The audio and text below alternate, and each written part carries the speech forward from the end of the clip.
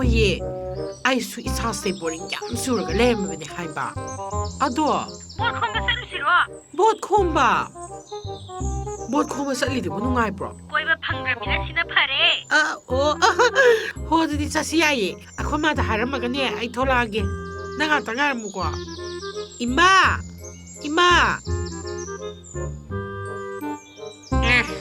Kari haye bema. Ima na bina buat ko mga hakdang sa lusi. Ay madu sa lugya. Ay ito kung bato pamde ko. Ay ito kung bato pamde. Mimang to ka niya. Ito kung bato bato. Ima di pamde. As hauski matamda. Buat ko mas nataba. Ato pa kada lang durige. Sida lang haudra di. Ay karam kanda lang mo hay no. As ando yan di. Ima di ito kung bato pamde. Buat hay basi di niya. Tamoy si ing na to bato pamde. Sosa to bato. Ima di yati ko. Kuiro hapan niya. Nang ne yung daling na nalay mo. Ima ne kay tingak na karo kiki ko. Ako masa di pera man ni dai di. Hay ma. Kadom sa kagi tawri sina. Ho makoy na mo. Nang mo thongalom da le brai mi. Ay, kayo na kung hamon ni ne. Is tabak tinga kan sa karan di on tok na poker po di. As yarse. Na tong pa sa solo la ba. Oh, makoy ta mo. Oh, pare. Ato kayo nang nagasiya yung kaya po. Is kaya di kayo. Kurenta mo lang pag imamangda. So payapon na di. Buhat ko masaturi na. Hasa da yapon di ba? Wakani na. Oh, ato tamo. Kurene tamo lang pag buhat kimipon ba kwa pa to. Aso sang may arsiyaw ka na hay ba? Ato ay jakuay masasira ba? Boy, mila ka na hali po nga sila ne. Mani makoy tamo. Ato di siya. Saragay ko.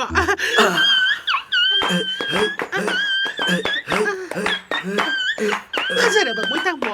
Yari. Ato, kaya di hinjilo. Hay ma, kaya hinjilo ba? Mina ba sa idol ni ne? Hinjila kay kung makoy tamo.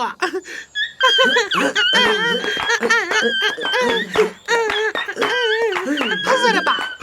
Sila makoy tamo. Sila. As mayam, game sana sel tamil kununga lema bu. Playerzpot app. Aduda ne sida haibu head ne kwa. Delhi ne 50 lakhs muktan yai ba. Aduga ne mayam sida yasi ko 15 plus game ne ba. Fruit slice, snake and ladder, zip fight, rummy, Housie, chess, and man. Makan mayam yaure. Aduga ne akoy nawa angang ida sa ampam na sanarpa Ludo do.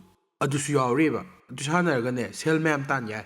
Adu mayam na ne maka description da piri link ay sangaga. Tasa join tawsan biro. Adu masida live chat su yai. Aduga imana basing su ne invite toga. Private Ludo pot ha sana ba su yai ba. Aduga mayam masigi Playerzpot hai FC. India da sabi ne ko 100% secure oiba. Aduga 7 million plus user na sizinaba. Easy withdrawal yaba app amane. Aduga akoy referral code Players200 se sizinaraga sign up tawba matamda ₹200 ki bonus su phangdoiba. Somna songi marup mapangsingbu invite tawraga Playerzpot Rummy su sojudan sanabiyo. Aduga kaygumba akoyna friend ma kay refer tawraga invite tawraga sanaba matamda akoy marup singdugi makoy phangba athoibadagi 2% koda kaab su yaiba.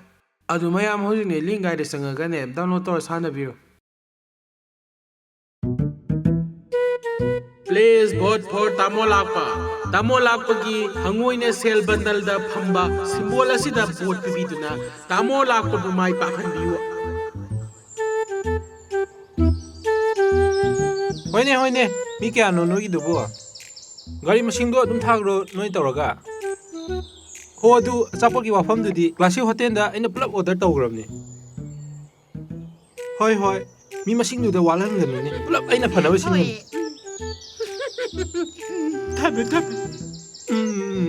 Hoi. Shell ki wafam ai loi tawgan. Hoi. Noi na bu phana ba silaba aina loi tawrkan. Phare phama. Nate nang no wai sanai du na kana dan ne. Adu putra. Horen makoy tamo gi. Acho osang okpagi imanabi lasing ama ani da lao na point tawre pi. Iba nai ko ni makoy tamo. Hadaki bot sidane makoy tamo na karadi. Makoy Thailand ne. Plate mari mangadang lairu sikwa. Lai tho loi kai no du wa. Thailand na te Dubai da shopping mall ama ni ko lai tho loi kai. Tamo. Oh, han bi no July da na. Tamo nanaw sing yong sire. Yare. Phamo. Tamo. Yare.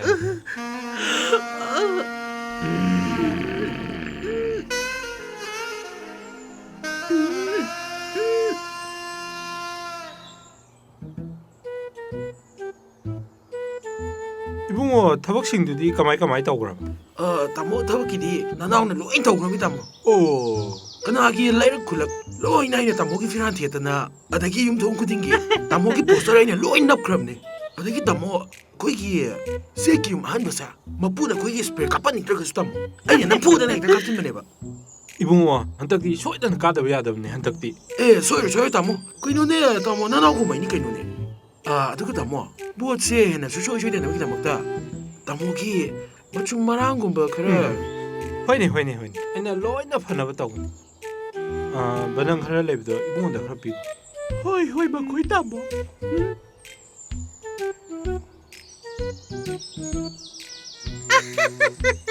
tamwa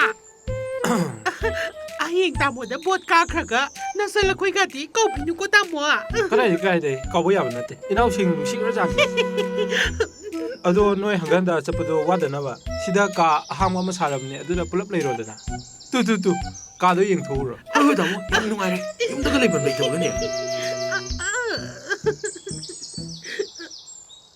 해마 그네 시디야. 파제 시디. 와 번째네 시디야. 레이번 농아니. 호이. 타모 쌉싸래. 아도 아직 되게 떨리실라게 미. 타모 라오 쌉싸오. 양 농아이 시디. 타모 시디 농아래. 퐁팅슬래. 파붕 너무나 어리 비요 ha 파티 살로게 바이 party chapado bu lupa la ni changbra nei bema 그캔 로기네 이마르 바마 삭사나 로게 바 hoi kendragi wadi lupa la ni da nate mari pi thoga loire kai lemo ai namada hairuge 하이 파붕 lemo ko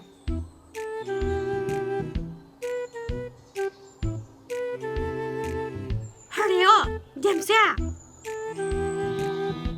남기 바이토 레르세 아쿠마 토일렛 탐마게 karino ni bema nang nau sit da lupa la ka ni biu na pa ne ngu da tamine 아이 그캔 로기 삭샤라게 도우리 비마 haima akhoi ke rogi chok chana ma gi ni haiba adu oirati kharaga ki shilu ka dau ke nang ba 까이기 둘마 헤르 캐두스야 bangi ma siang ang si nang ne ke re di yengu wa karma ya adagi la ya byam chi nang gi bit support hada dui ni haiba lao kharaga ke shilu lao 이마르 캐리요 imam ting pam ke lao quasi so yam na leiram dare ne karang ma kha thangi na pi na ma wanda bwa tha da ba hai da na piram bani ne quasi ya ma thang na kana da ke mo lau si ka ba yam dresi di hore ni khara kha ke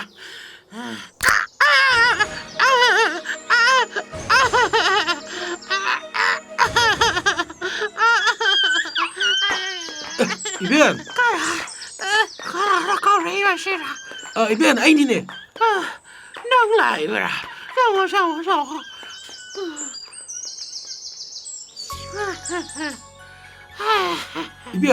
이변은 와는 쌌거든. 잉바다 힘 농아이 들어봐. 아두나네. 제주도 담몰락분하네. 포렌데 레이니. 아두 이변. 제주수 비름니나 뭐도 담몰락보다 다다다봐 죽야야 되고. sao cho xe nó coi như nó biết này mà nó biết là bao nhiêu anh là chuyện đi mà coi đi nơi trò là quả thọ đó là cái co 아스 얌 농아래 이변. 아두 이변 쌀루기게. ôi mà coi ở phía mà sao nhiều thế đúng ai ra thông diện cái đó hay lại cái đừng coi rồi kìa đó quá đi em khá cao rồi kìa 이마 그러게 이마 민땅해 그러게 아유 이마 마사라 대랑마 패기리 마야두다 이마기 밑에 짱바닥이 이마 민땅해 가만히 또 되노 I can't be 이마 I can't be 칼파라브라 이마 민오네 이남마 Aku laksari. 야리. Ina ba, aku ina laksari se. Bot ki ne ba? Hai ma, bot ki hai ba. Asa. 이세야 한학기 보치디네. 거기 담몰락보다 비비다 죽야야다 보니까. Asa. 세세세. 마시나 이세 여기 nga sana ba se ai di ne no ya sigumba bot ki ne sel pitong pisin lak thok lak sin sigumba se kaya haina di ba thamoi seng na thada ba do pam sai ba isa gi pa ma kin di di ta corona kala kan sina as ai di ne ngam sana roida ai ma khoi na masdi khoi na ma bot ki wa kara khoi di ne corona sang di ye samponte ado pata ba ki dine corona loina na bane ado koi pot ki ni bu ha di chuna na bitre as akwai masu dine bela bani daidi ado ibima se singa ne singa de morokani thonga ga sau ko hoi ibima se sina nangi makeup dress lai no yame atang ba makeup lai ga kiyu ne he se parse ado namase khariya na bangang nau ko hoi ado ibima 보치디 네 아고데 소이비 베야디고 보치 부카디 너 юм세 세그나사 비도이니 au sa du ne ado di moi ta mo sa le sira 사슬라 lao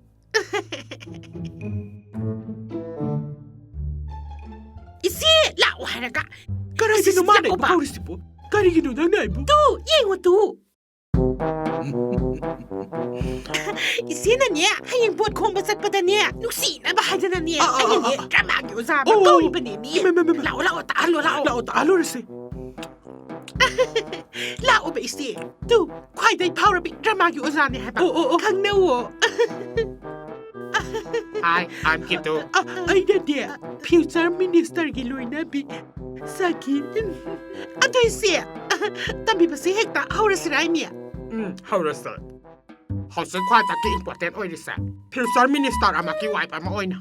Mina nasakto yang patanu si han ba. Yung si pati sa pamam ta sa halo. Taro isi, taro ba.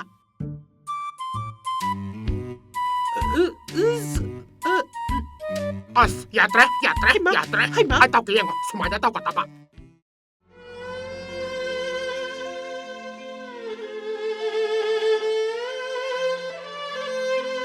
Tao ra uyang ka.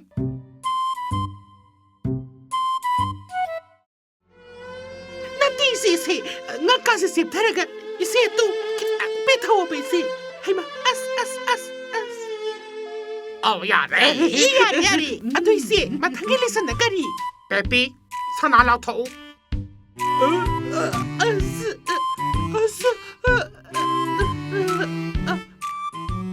Kari gido, ay ko na nungyal halisibo. Nang ti, minsan sa akin nupi ora tao ni na. Sana to kete sirak to ni na. Ato ki practice tao ni na. Mane ba isi? Ato na isi. Kaya na siyan siray ni. Ato di, ay so, lik asawa tawa siya niya. Yod yan sira. Yan say, ay yod lao rugi.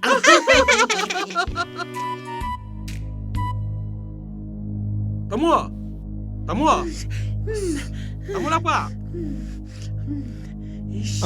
keke awat pa le tamu ngarang ko ni sing sak biru ba lai bi lai ba lai hing manam na bido madu ga sa mi meeting yaw sa koi no hai subo asin mo gira ne hoi bi tamu Ato tamu makoy na biki sing sak sing do. He, amulo na sing tamu. mun ga dabne aina handai singa lai ne prapa husi chala mulu so mulu kare am tu chalo Lao, sa sila, lao. Saksaram dai sida ko la mulai. Hello? Ho nang na thi hai ba do adugi ai so sik pa tharu re ba aduga nangi pa thaning ba na manabi chinaw sing pa thaning ba le su ai Instagram link adum thar ke ba aduga pa thaba ki discount sina lupa tranga khata oi ba ko ado ai se pa tharu ba da gi am ba zakre kang bra ana ba ring gi ne video call da yeng ko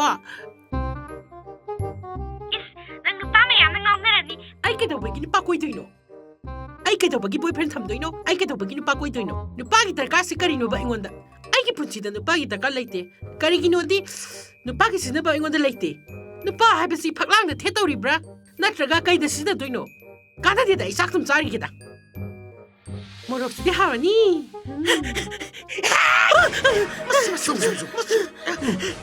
kari gi no ba nang na thibong ga khina thaga mi gi mi tin sali de ai sate oi si tv ꯅꯃꯥꯏꯗꯣ ꯊꯛꯆꯤꯜꯂꯧꯔꯅ ꯅꯪ ꯉꯁꯥꯏ meeting ꯆꯠꯄꯗꯣ ꯑꯩꯈꯣꯏ ꯁꯥꯏꯖꯤꯟꯗꯒꯤ ꯂꯨꯝꯕ ꯌꯦꯡꯍꯧꯔꯤꯃꯤꯅꯦ ꯑꯁ ꯀꯥꯟꯅꯗꯦꯗ ꯆꯥꯛ ꯇꯨꯝ ꯆꯥꯔꯒꯦꯗ blue ꯁꯦꯂꯦ blue ꯆꯤꯡꯉꯨ ꯂꯧꯊꯣꯛ ꯌꯦꯡꯉꯨꯅꯦ ꯃꯣꯏ ꯇꯥꯃꯣ ꯁꯤꯁꯨꯅꯦ ꯑꯩꯈꯣꯏꯅ ꯄꯤꯈꯤꯕꯁꯦ ꯃꯥꯅꯤ ꯄꯨꯔꯒ ꯆꯠꯈ꯭ꯔꯗꯕꯅꯦ ꯄꯨꯈ꯭ꯔꯁꯦ ꯍꯦꯛꯇ ꯑꯩ ꯉꯥꯏꯈꯣ ꯃꯁꯤꯒꯤ ꯏꯟꯖꯥꯡꯗ ꯌꯥꯎꯔꯤꯕ ꯃꯣꯔꯣꯛꯁꯤꯡꯁꯦ ꯃꯁꯤ ꯑꯩꯈꯣꯏꯅ ꯄꯤꯈꯤꯕꯗꯨꯅꯦ ꯃꯁꯛ ꯈꯪꯉꯤ ꯀꯥꯟꯅꯗꯦ ꯈꯟꯗꯣꯛꯁꯤ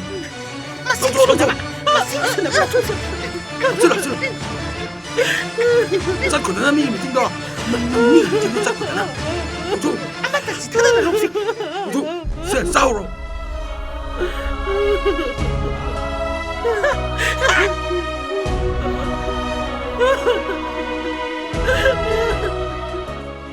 ꯆꯥꯕꯗ ꯀꯥꯎꯖꯕꯤ ꯑꯩꯁꯦ ꯕꯣꯠꯀꯤ ꯄꯣꯠ ꯆꯩ ꯈꯔꯗ ꯆꯣꯞꯄꯕꯗꯒꯤ ꯆꯥꯕ ꯐꯪꯗ꯭ꯔꯦ ꯂꯣꯁ ꯑꯣꯏꯔꯦ 이배야마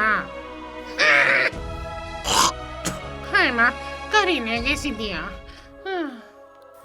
이마 까요르기야 아시기 아한비게 맞다이면 아우스나 아이나나 빠이라마가 짜크리시나 이마부 강한다나 without your knowledge ꯕꯣꯠꯀꯤ ꯄꯤꯔꯛꯄ ꯆꯦꯡꯆꯥꯛ ꯈꯔ ꯐ꯭ꯔꯤꯗ ꯂꯧꯔꯨꯔꯦ 하이마 ꯑꯗꯨꯒ ꯉꯁꯤ ꯑꯇꯣꯞꯄ ꯃꯤꯇꯤꯡ ꯑꯃ ꯆꯠꯂꯨꯕꯒꯤ ꯃꯣꯏꯅ ꯑꯩꯒꯤ ꯆꯥꯅꯕ ꯃꯨꯜꯂꯒ ꯄꯨꯈꯤꯕꯅꯦ 하이마 아이나 누구만 타먹도 빰디 하면 나죠 아이나 누구만 타먹도 빰디 하면 나죠 낭나 까다옴나게 있잖아 라우리노바 까다옴나게 하지마 나 까로미면 나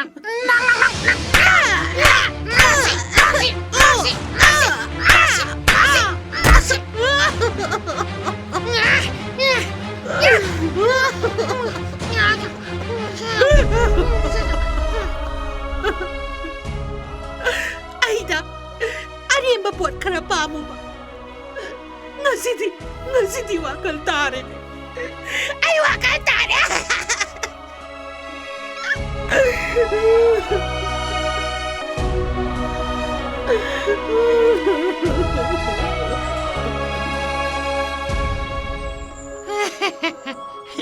ꯍꯧꯖꯤꯛꯇꯤ ꯀꯌꯥ ꯅꯨꯡꯉꯥꯏꯔꯦꯁꯦ ꯃꯈꯥ ꯊꯪꯒꯤ ꯑꯐꯕꯤꯁꯤꯅ ꯑꯩꯒꯤ ꯇꯦꯛꯈ꯭ꯔꯕ ꯌꯥꯁꯦ ꯑꯃꯨꯛ ꯍꯥꯞꯄꯤꯔꯦꯗꯣ ꯅꯨꯡꯉꯥꯏꯔꯦ ꯍꯟꯗꯛꯇꯤ ꯄꯣꯠꯁꯦ ꯃꯉꯣꯟꯗ ꯁꯣꯏꯗꯅ ꯄꯤꯔꯒꯅꯤ ꯃꯁꯤ ꯑꯩꯅ ꯆꯤꯡꯅꯕ ꯀꯨꯏꯔꯕꯅꯤ ꯃꯁꯤ ꯅꯨꯡꯉꯥꯏꯅꯤꯅ ꯉꯁꯤꯗꯤ ꯆꯩꯁꯨꯗ ꯃꯨꯟꯒꯦ ꯈꯪꯒꯅꯤ ꯑꯩꯒꯤ ꯐꯖꯔꯕ ꯌꯥꯁꯦ ꯀ꯭ꯋꯥ ꯃꯇꯝ ꯑꯃꯗꯝ ꯆꯥꯊꯣꯛꯀꯦꯗꯍꯦ 이뱀! 이봉아, 넌 나이야. 나야 뒷부도 그나대 셀러 합이야. 뭐지? 너희들 소리나 비가니 합대. 자쇼도 필요. 이봉아, 하이오이나 나오고 아이 타바만 레이래. 어이, 허이, 아직 짝근니 뭐지? 이변 타바 레이래. 찔리니. 뭐지? 세이버는데.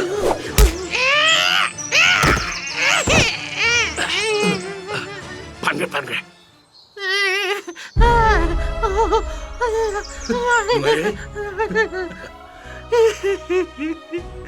세이라고 이러비 하루 위아이나 포기라도 따오로만 아이가 시를 로소이래 아이 마티를 아이 로소이래 아이 와칼다를 아이 와칼다를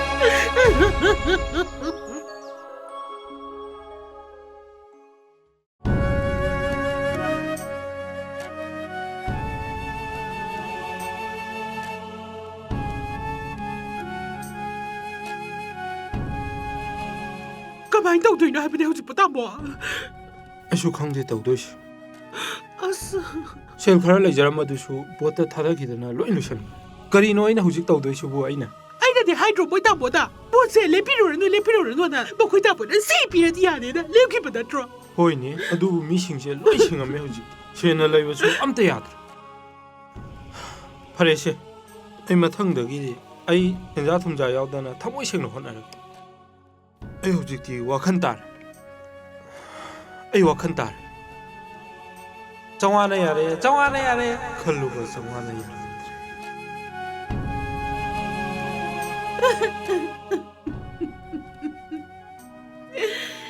ꯕꯣꯠꯁꯨ ꯀꯥꯗ꯭ꯔꯦ ꯀꯣꯔꯣꯅꯥꯁꯨ ꯄꯣꯖꯤꯇꯤꯚ ꯑꯣꯏꯔꯕ ꯑꯗꯨꯗꯤ ꯑꯩꯈꯣꯏ ꯍꯧꯖꯤꯛ ꯀꯩꯗꯧꯒꯅꯤ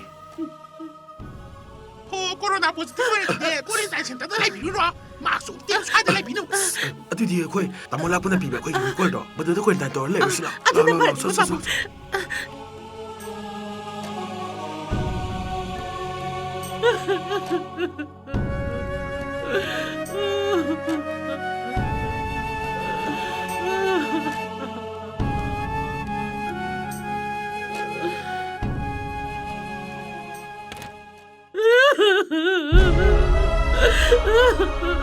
ꯈꯔ ꯀꯥꯟꯅꯒꯗ꯭ꯔꯥꯗ ꯃꯤꯒꯤ ꯑꯔꯦꯝ ꯑꯄꯥ ꯈꯔ ꯉꯥꯏꯔꯨꯔꯒ ꯉꯁꯤꯗꯤ ꯍꯨꯏꯀꯣꯟꯒꯤ ꯍꯨꯏ ꯍꯥꯏꯕꯗꯨ ꯑꯣꯏꯔꯦꯗꯅ ꯍꯣꯏꯅꯦ ꯅꯪ ꯍꯨꯏ ꯑꯗꯨꯒ ꯑꯩꯅ ꯍꯨꯏ ꯂꯥꯕ ꯑꯁ